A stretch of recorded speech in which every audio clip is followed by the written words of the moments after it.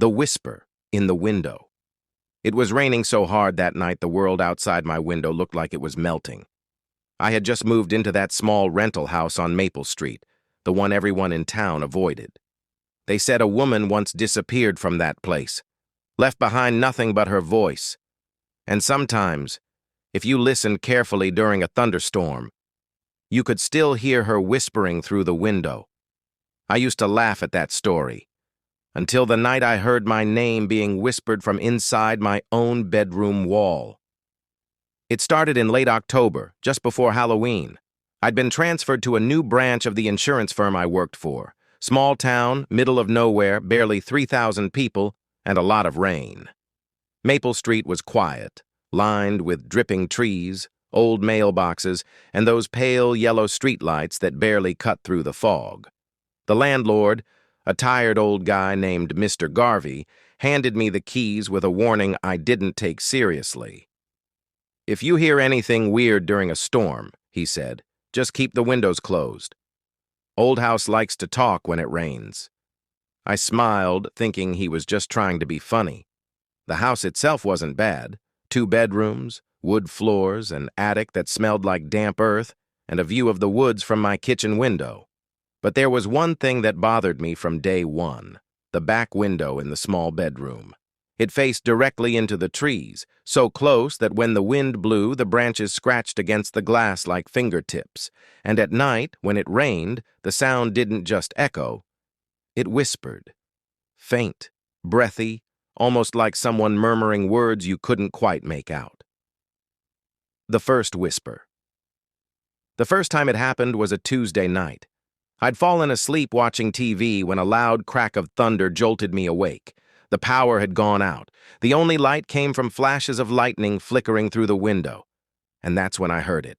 Soft, distant, but close enough to send chills crawling up my spine. Daniel. My name. Clear, female voice.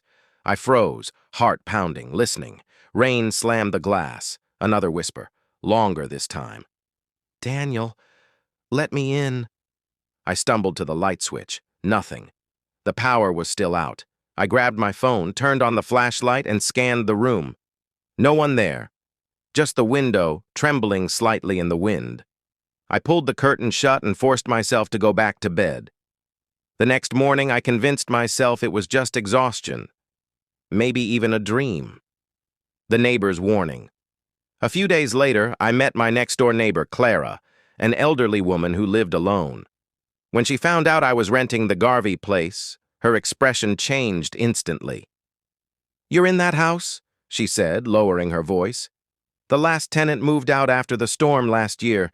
Said she saw someone staring through her window every night." I laughed nervously, trying to sound casual. Probably just her reflection. Clara shook her head. She said the face wasn't hers. The voice returns. By the 3rd week, the whispers had become a pattern, always during rain, always after midnight, but this time it wasn't just my name, it was humming, a tune, slow and haunting like a lullaby sung underwater. And every time I tried to record it on my phone, silence. No sound captured.